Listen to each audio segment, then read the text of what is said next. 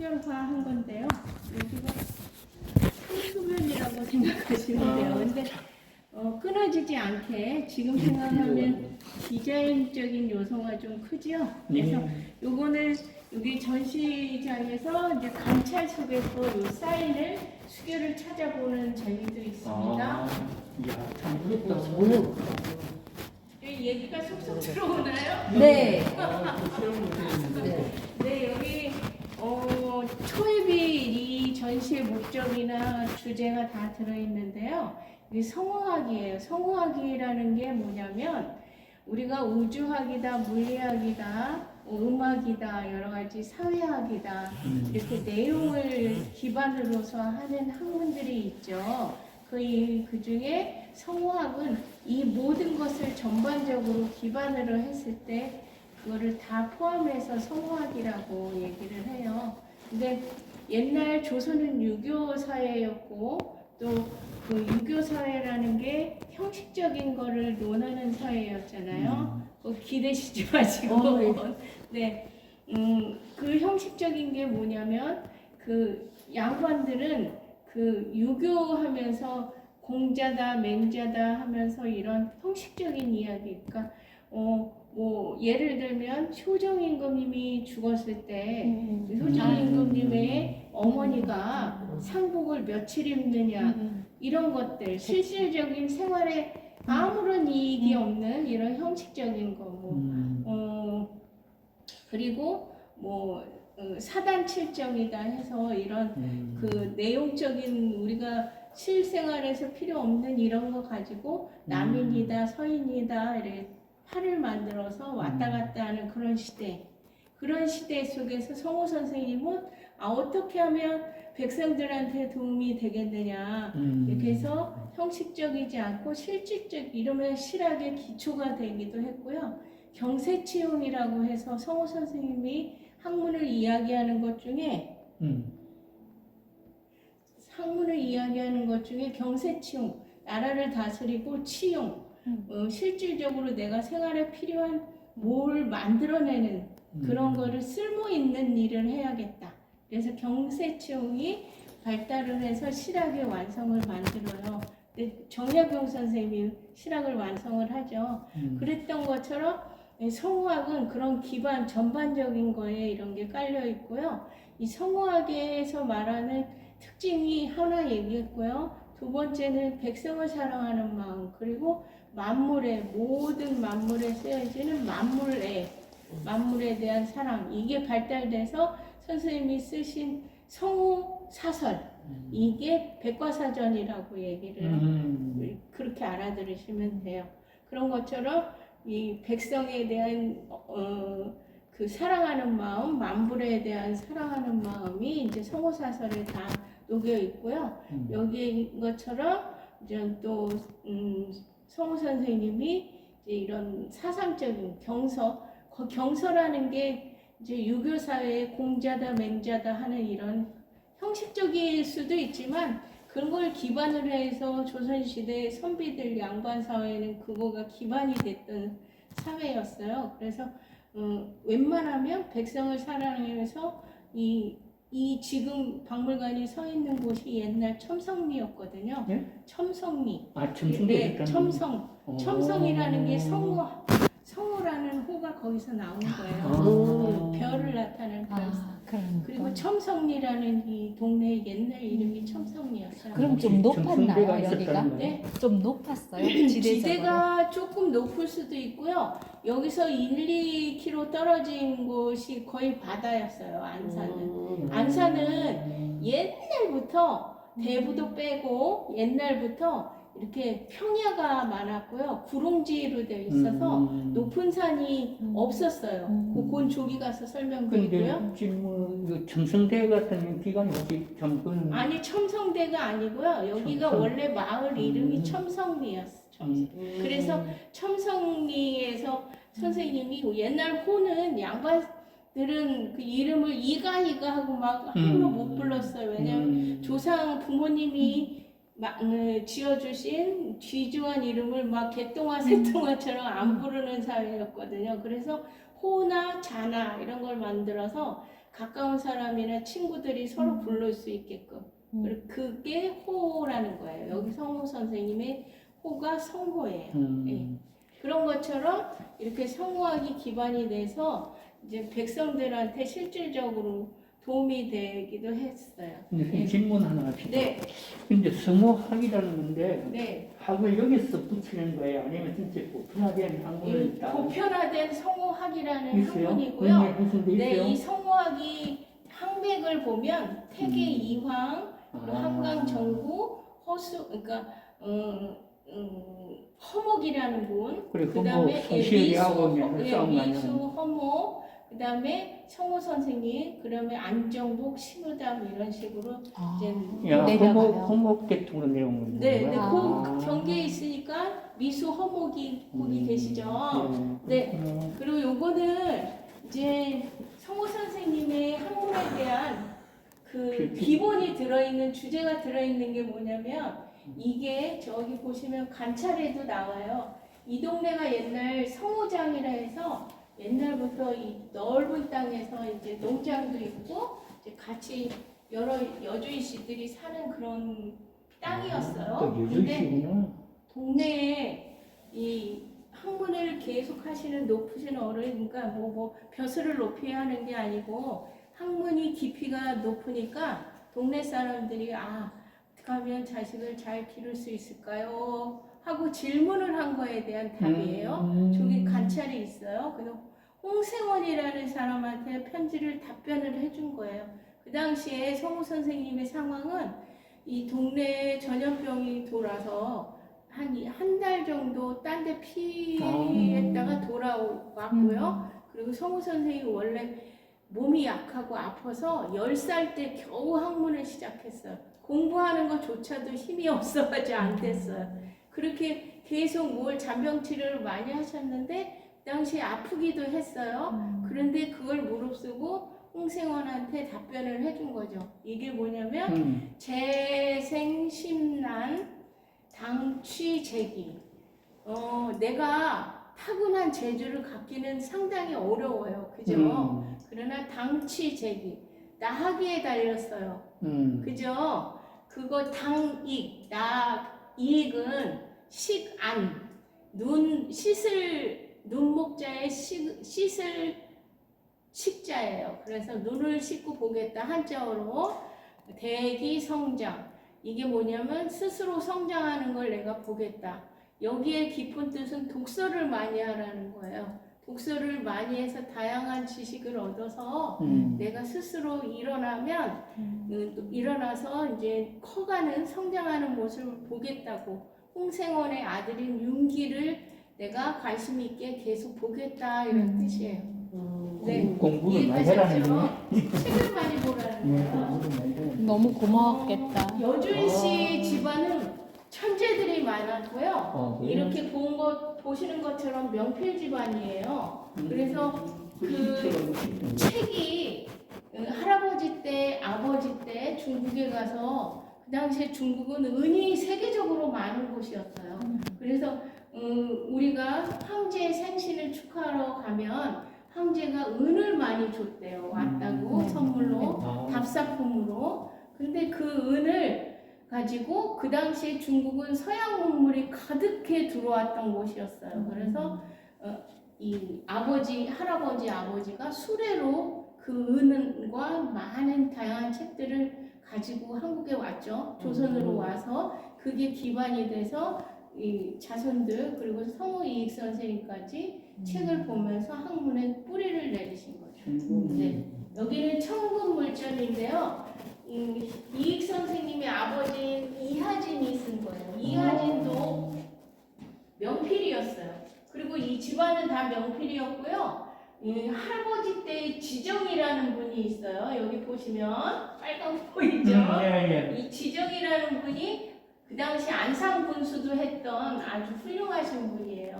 그분의 그 후손 중에는 택리지를 쓴 이중환이 택리지 썼죠. 이런 훌륭한 사람도 나왔고요. 이분은 글씨를, 이 사람도 명필인데 글씨를 쓸 때마다 귀에서 매미 소리가 났대요. 네, 그런 일화가 있고요. 그거 왜 그래요?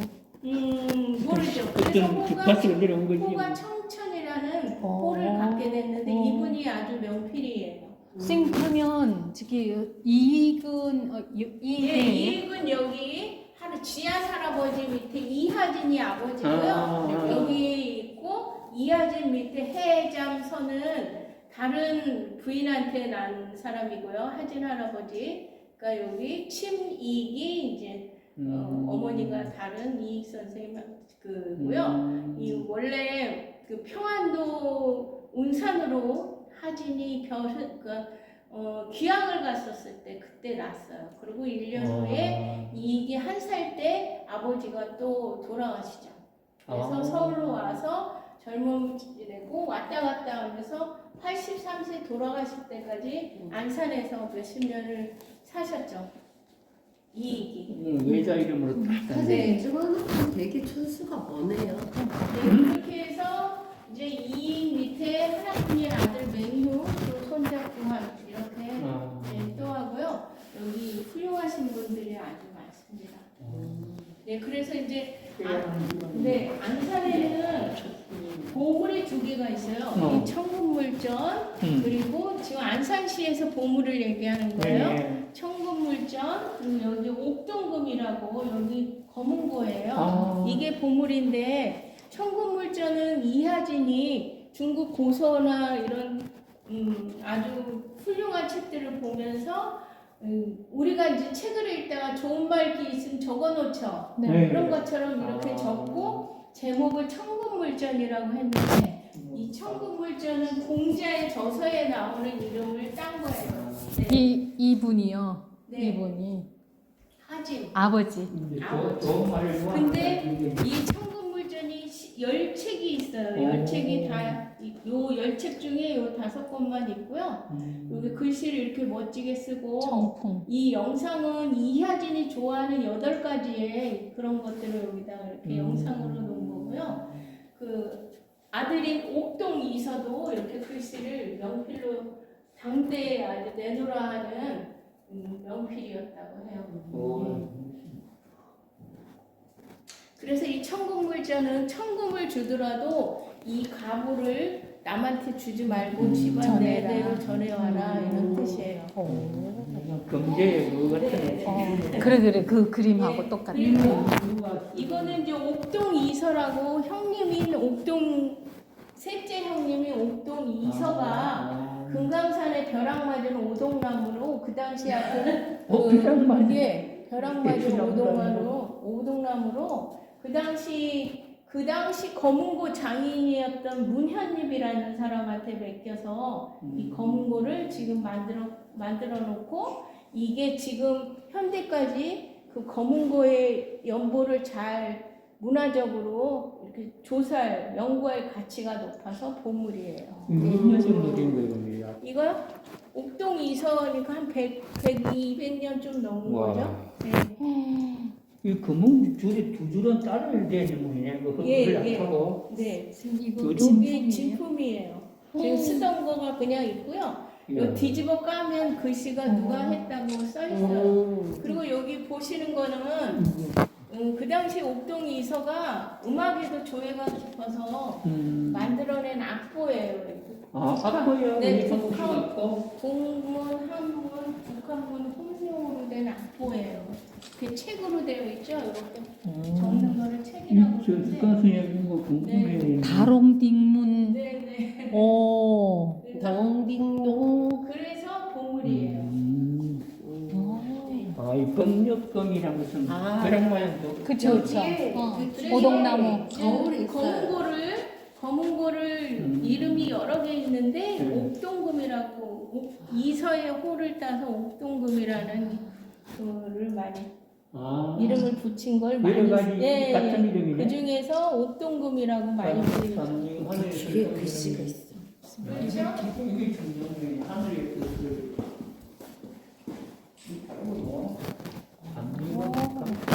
네. 그리고 이제 성호 선생님 있으니까. 의 후손들은 그 중국에서 가져온 다양한 책들로 인해서 일가가 학문의 숲을 이뤘다 해서 일가 일가학림. 학림이라는 이런 훌륭한 멋지다. 이름이 붙었어요. 그래서 집안에서 이건 합격이다. 선물을 하고 또 이상의라는 그 할아버지 대에는 그 당대 집안에서 33명이나 넘는 사람들이 과거급제를 했어요. 그래서 가문의 부흥이 막 일어났죠. 어머. 네. 향이 추문대 향. 네. 제사 옛날에는 다 이렇게 인쇄업도 물론 있었지만 이렇게 필사로 해서 책을 계속 남기는 또 시대였죠. 음악에 관련된 것 같은데, 이거요? 예, 음자가 있는데 그럼. 문음 격지가 파문나 유능. 네, 아무튼 태음인가 태연. 어릴 때 이거 태하고 가면 그거냐. 그리고 안산은 이제 안산은 지금 어디 사세요? 서울. 서울에 안산은 지금의 대한민국의 중심은 어디예요? 광화문이요? 광화문의 그 청와대 거기 일대 그 정부 청사 쪽이 중심이고 지금 뭐 세종시로 옮겨졌지만 안산의 중심은 여기 안산시청. 그러니까 시청이 있는 곳이 항상 도시의 중심이에요. 우리 중앙이. 근데 안산의 중심지는 조선시대에는 여기는 여기서 조금만 한 10분, 15분만 가면 그 수암동이라는 곳이에요. 안산은 원래 구릉지에 평야의 구릉지에 해서 이제 1797년에 1797년 가을쯤에 거의 최근에 정조 정조 임금님이 그 말년이네. 안산 그 수암동을 통해서 인천 노량진 주교를 통해서 인천 10개 어촌마을을 지나서 수암동으로 오셔서 여기 하룻밤 묵고 가셨어요. 안산에서. 안산이 왜냐면 그 오징어 합이 화성에 네네, 육릉. 현릉원이라는 정조 아버지 사도세자 묘가 있었어요. 그때 항상 참배하러 오시는데 그날 그 해는 안산을 통해서 갔어요. 원래는 수원을 해서 이몽리로 해서 그렇게 가는 게 그 룰이었는데 이때 오실 때는 안산을 지나가셨어요. 그래서 네네 그래서 이제 그때 오셨을 때가 추석 다음 날이었는데 그 평야의 노란 평야와 또 이 풍부한 걸 보시고 너무 살기 좋은 곳이라고 안산을 찬양하는 시도 남기셨어요. 그만큼 안산은 구릉지대고 옛날 그 백악기 시대부터 안산 대부도는 계속 존재했어요. 그래서 안산은 1000년이 넘는 도시라고 해요, 지금. 그렇고 이제 그 중심지였어요. 여기가 이제 18세기 후반에는 이익 선생님, 표왕 강세왕 선생님, 단원 김홍도가 한 시대에 여기서 살고 있었어요. 동시대에. 네, 동시대. 그래서 단원 김홍도가 그 20살이 채 안 돼서 도화석 화원이 돼서 뽑혀갈 때까지 이제 전입 빠진 6살 때 정도 그때부터 여기 안산에서 표암 선생님한테 그림을 배우고 동시대 시인이다 내놓으라 하는 남인 계열의 벼슬을 못해서 온 사람들이 여기 많았거든요. 그 중에 이익 선생님, 표암 선생님이 다 그런 남인 계열 명사들이었거든요. 그래서 그분들한테 많은 걸 배워서 지금도 우리가 단원 김홍도라는 화가를 알게 되는 거죠. 네. 여기가 현장이지 여기가 어디쯤이에요? 여기는 좀 여기가 지금 대부도거든요. 예, 여기가 대부도인데 여기 섬이 2개가 있었어요. 근데 시화호 저기가 맞네. 되면서 방죽이 되면서 얘를 하나를 간척 이렇게 대부이고. 넘어서서 대부도로 넘어갔거든요. 지금 실제고 여기쯤이겠죠. 현재? 옛날에 이제 중심이 되는 걸 크게 그리는 지도 방식이니까 아니 여기는 수암동이고 여기 어디겠죠 여기. 이거는 지금 한반도 지역이고요. 이 안산군이라는 게 이제 여기에 이렇게 속해 있는 거예요. 여기 첨성리가 여기 있죠. 지금 서 계신 데가. 네 이렇게 해서 있고 선생님 이거 복자 아니에요? 정자예요. 청이라고 청자도 해요. 네. 근데 이제 이 옛날 지도 형식은 지금처럼 그렇죠. 서양 지도가 아니고 중심이 그렇지. 되는 게 크게 그려졌잖아요. 뭐 선자도 들어가고 네. 월자 그리고 들어가고 여기 대월면 초지도 여기 이런 거는 여기 근처예요. 그리고 그렇죠. 이 전체적으로 봤을 때 이렇게 요 그뭐 그려진 신비스러운 장소네. 네. 보니까. 그리고 이제 여기 목재 선생님은 음. 성우 선생님이 손잡벌 되시는데 이제 요분이 또 뛰어나셨기 때문에 이렇게 초상화를 그렸고요. 야, 옛날 이 눈이 와 형형하다. 네, 여기 이렇게 자화자찬했잖아요. 그러네. 자기가 자기를 이렇게 자찬을 했잖아요. 그런 것처럼 다르시죠? 성우 선생님 여도 허목을 삼을때는 네, 네. 허목은 네. 많이 가면 되는 저기도. 그래서 여기 이제 손잡벌 되시는 분인데 이분도 학문이 높았고요. 이렇게 됐고 이분의 얼굴을 잘 보시고 저희 가서 또 설명을 하겠습니다.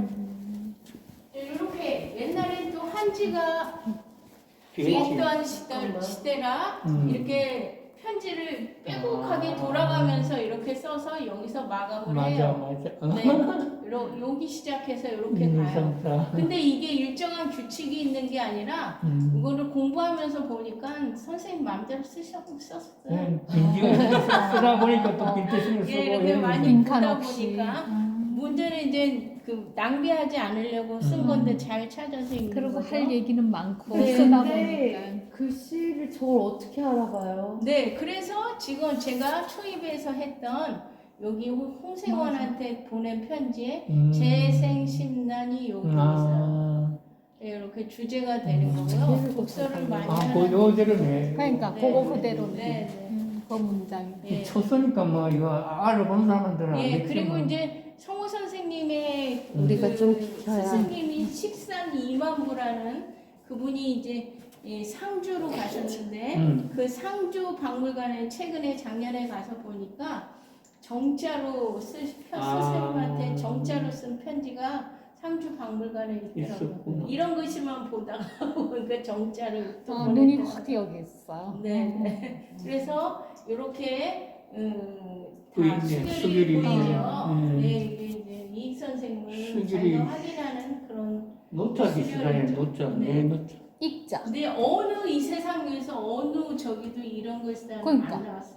저 익자가. 네. 오. 노자. 이게 그래서 지금 이제 수결이야. 학문을 계속 하다가 이제 본격적인 경서, 논어, 맹자 이런 쪽으로 접어들게 되죠. 그래서 이제 성우 선생님이 질서를 만들기 시작했는데 질서가 뭐냐면 우리가 책을 읽다가 조그만 생각이나 번뜩이는 생각이 났을 때 책에다 빠르게 자기 느낌을 예, 예. 적잖아요. 그 질서라고 해요. 아, 그 질서. 그런 것처럼 그 유교 경전에 여태 이르러서 유교 경전에 대해서 자기 마음대로 해석을 단 사람은 성우 선생님뿐이 없었어요. 하면 맞아 죽죠. 왜냐면 그 당시엔 사문난적이라서 네. 있을 수가 없어요. 지금도 그게 나타나서 논문이나 뭐다 분명히 틀린 맞아. 게 많은데도 못 건드리는 이유 맞아. 중에 하나가 그거예요. 입을 못 대잖아. 네. 근데 성우 선생님은 그 정도 네. 되는 집안이고. 그런 집안이고 그 학문도 집안이 되고. 그래서 되는 게 아니고요. 학문도. 학문이 그렇고